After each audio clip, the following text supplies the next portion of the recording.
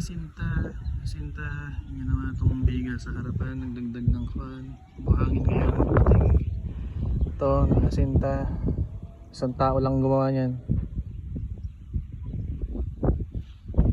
The rest nag-focus sila dito sa harapan, tsaka yung nag-focus ito, nagbiga. Ayusin pa yung forma nitong poste, tsaka yun sa kabila.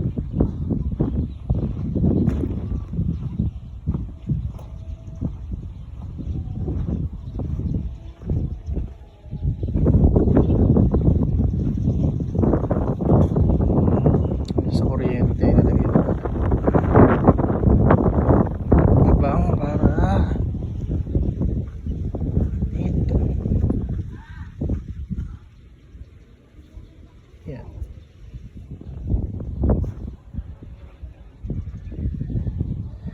Tatlong palambak para sa daanan.